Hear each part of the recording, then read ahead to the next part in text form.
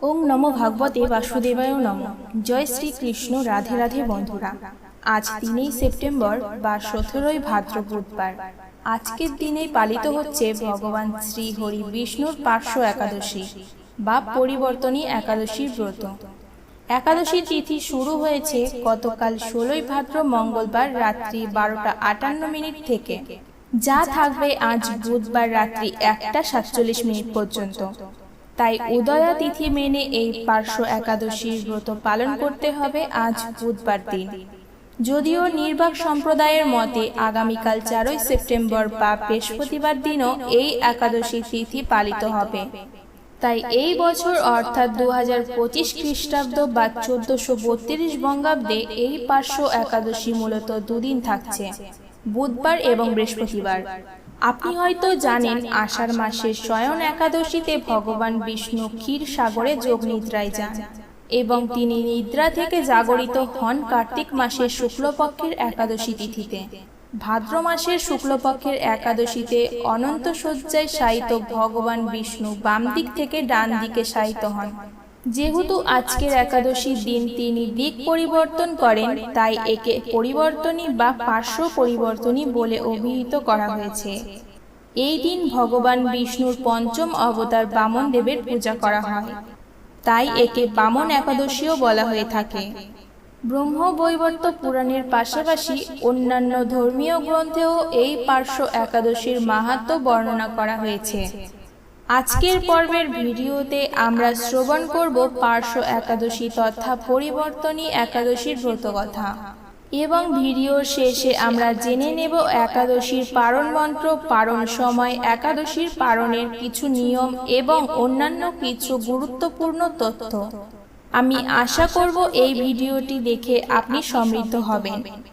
যদি কোনো কারণে আজকের দিনে আপনি ব্রত পালন করতে নাও পারেন, শুধুমাত্র এই ব্রত কথাটি দিনের যে কোনো সময় একবার শ্রবণ করে আজ সন্ধ্যায় ভগবান শ্রী হরি বিষ্ণুর উদ্দেশ্যে একটি প্রদীপ অবশ্যই প্রজ্বলন করবেন।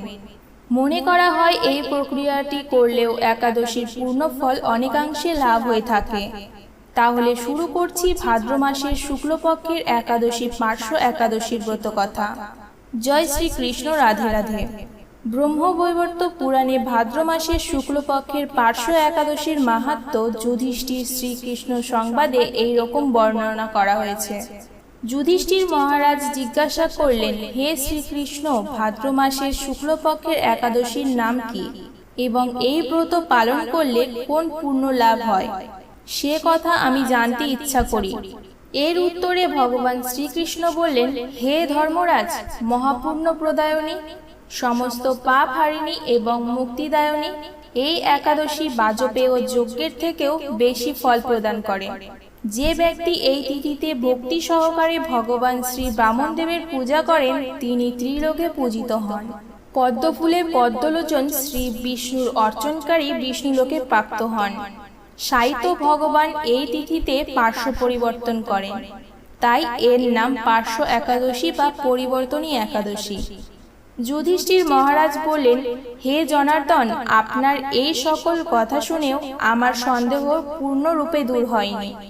হে দেব, আপনি কিভাবে শয়ন করেন, কিভাবেই বা পার্শ্ব পরিবর্তন করেন, আর চাতুর্মাস্য ব্রত পালনকারীর কি কর্তব্য এবং আপনার স্বয়ংকালের লোকের কি করণীয়, এইসব বিষয়ে বিস্তারিতভাবে আমাকে বলুন।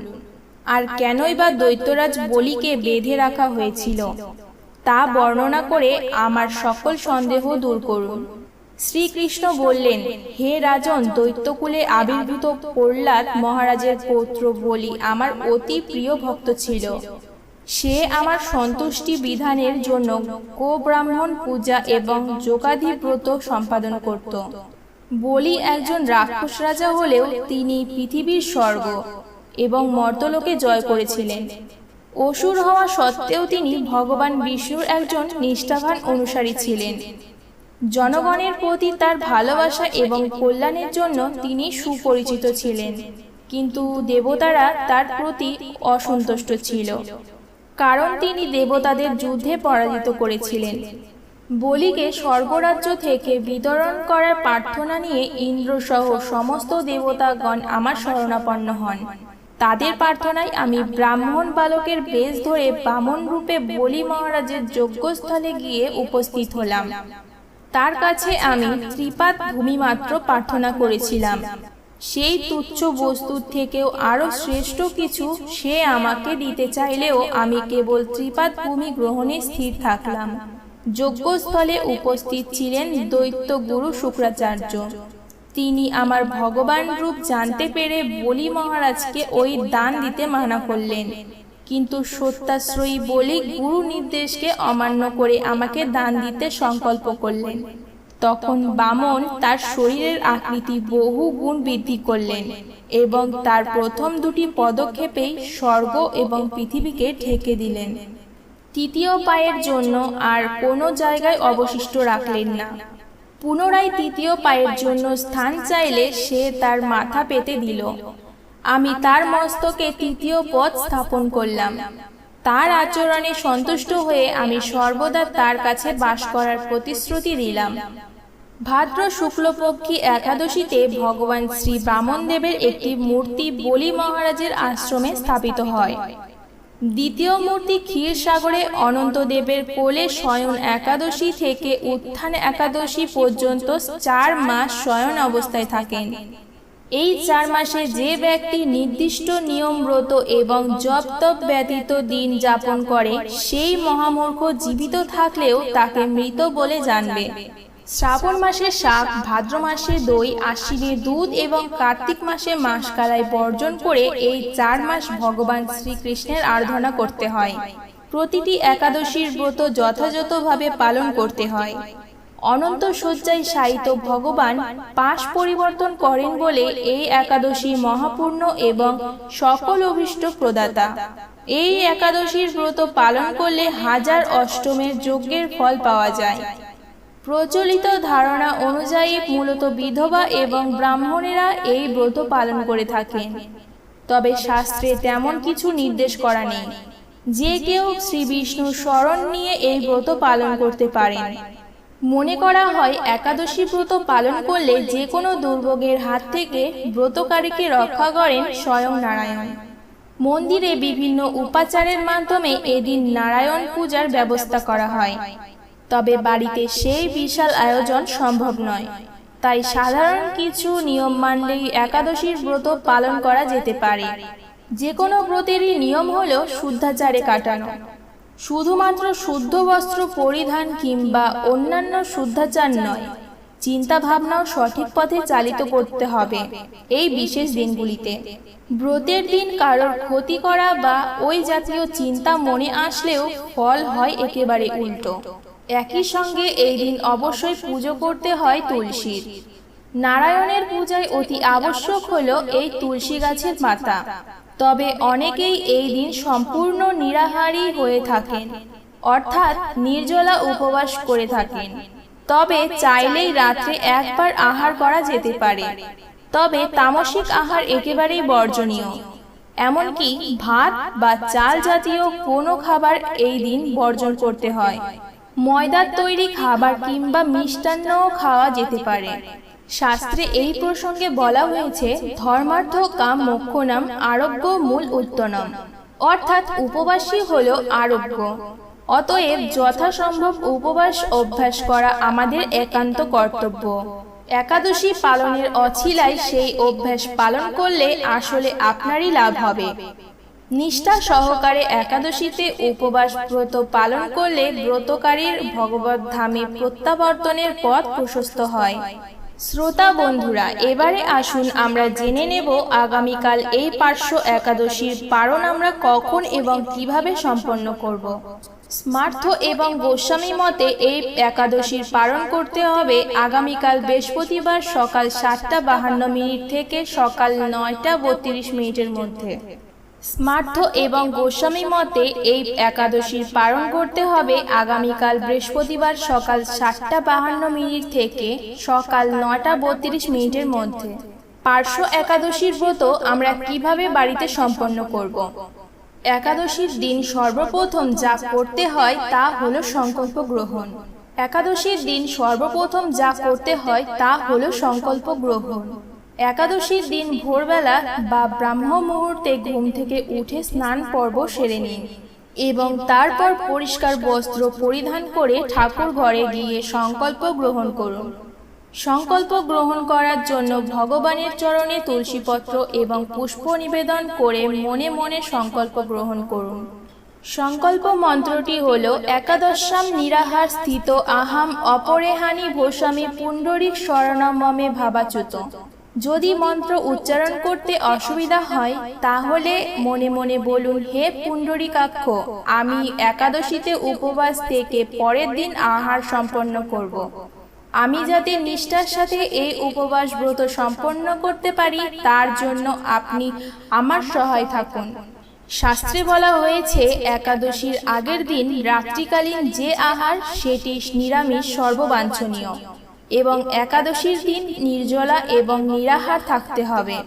যদি নির্জলা উপবাস রাখতে পারেন সেটাই সর্বোত্তম, আর যদি তা করতে অসমর্থন হন তাতেও কোনো সমস্যা নেই এবং অনুকল্প প্রসাদ গ্রহণ করতে পারেন।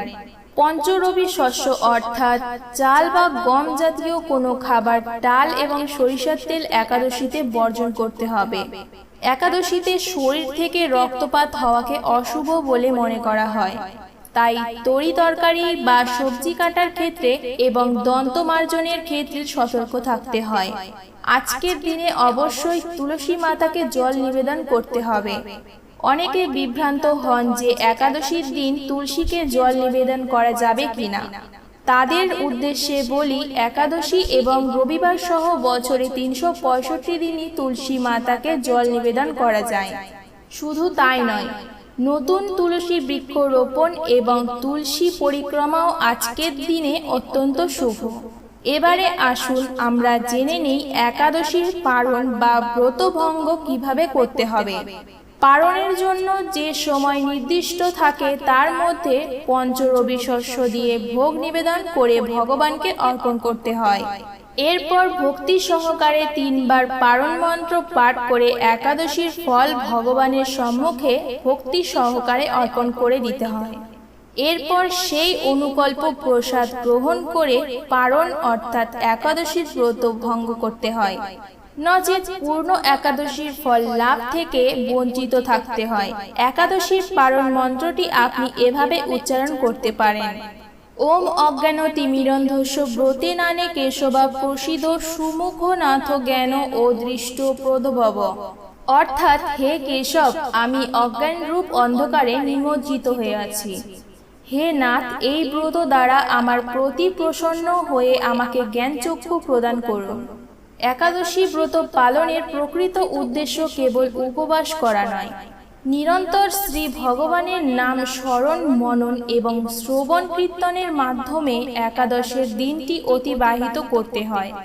এই দিন যে কোনো রকমের পরনিন্দা, পরচর্চা, মিথ্যা ভাষণ, রাগ এগুলোকে বর্জন করে রাখতে হয়। আপনারা এই দিন বেশি বেশি করে হরিনাম করতে পারেন। ভগবান শ্রীকৃষ্ণের লীলা পুরুষোত্তম গ্রন্থটি পাঠ করতে পারেন এবং ভগবানের সন্তুষ্টি বিধানের জন্য ভগবদ গীতা থেকে যে কোনো একটি অধ্যায় অনুবাদ সহ পাঠ করতে পারেন। যারা শারীরিকভাবে অসুস্থ তারা পর্যাপ্ত পরিমাণে ফলমূল, জল এবং ঔষধ প্রত্যাদি গ্রহণ করেও এই ব্রত রাখতে পারেন। আর সব থেকে বড় কথা হলো এইটাই, সব নিয়মবিধির ঊর্ধ্বে হলো আপনার মনের ভক্তি এবং নিষ্ঠা। আপনার মনের যে প্রার্থনা, আপনার মনের যে নিষ্ঠা, সেটাই ভগবান আগে গ্রহণ করে থাকেন।